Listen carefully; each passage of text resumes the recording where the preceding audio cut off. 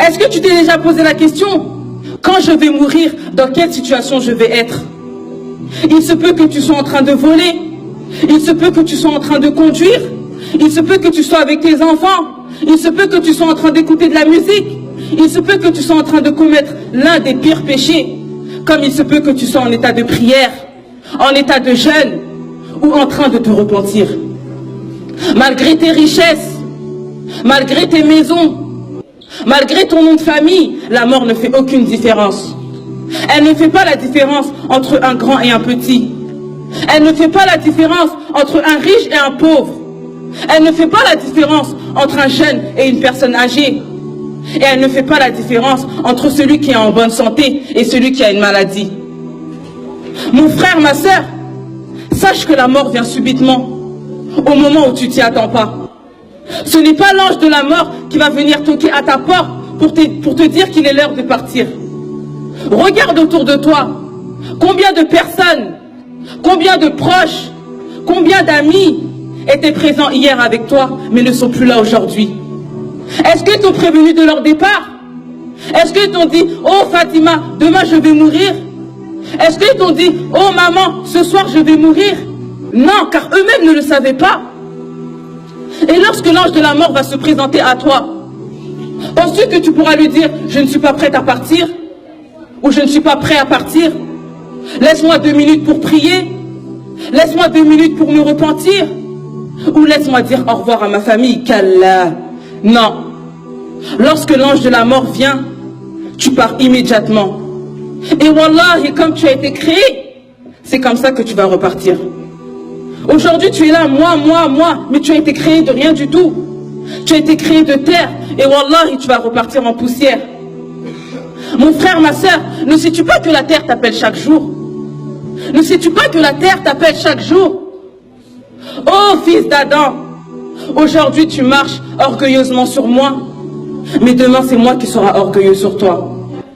Aujourd'hui, tu manges la chair de tes frères et de tes sœurs en les critiquant, en les rabaissant, mais demain c'est moi qui va te critiquer, car ce sont les insectes qui vont manger de ta chair. Aujourd'hui, tu prends soin de ton corps en oubliant ton âme.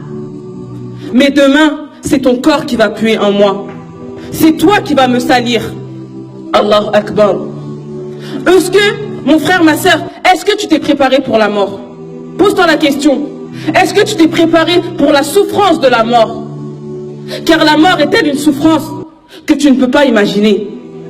Car même le meilleur homme sur terre, celui à qui le paradis a été promis, celui qui ne commettait aucun péché, celui qui était l'envoyé d'Allah, celui qui était l'ami intime d'Allah, notre maître Mohammed sallallahu alayhi wa sallam, a connu la souffrance de la mort.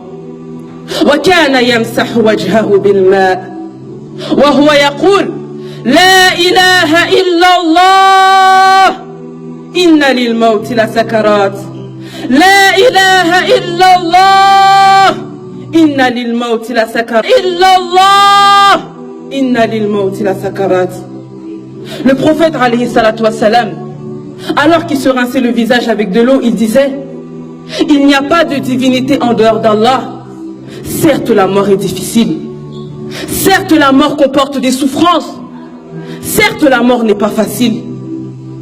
Alors que lui, c'est le prophète d'Allah. C'est Allah qui l'a choisi.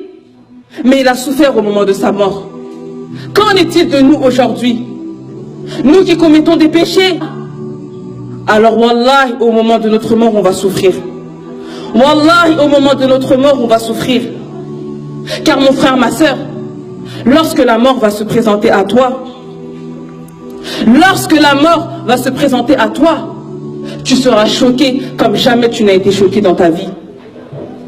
Tu vas être touché par une souffrance que wallahi, tu n'avais jamais rencontrée tout au long de ta vie. Tu verras tes proches, tu verras ta famille.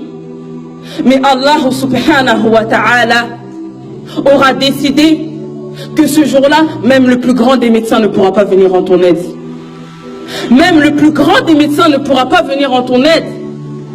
Kalla idha balaghat at-taraqi wa qila man raq wa dhanna annahu al-firaq وَالْتَفَّتِ السَّاقُ بِالسَّاقِ إِلَى رَبِّكَ يَوْمَئِذٍ الْمَسَاقِ كَلَّا إِذَا بَلَغَتِ التَّرَاقِي. Mais non, quand l'âme en arrive au clavicule, وَقِيلَ مَنْ رَاقٍ. Et qu'on dit, qui est exorcisseur? Qui est médecin?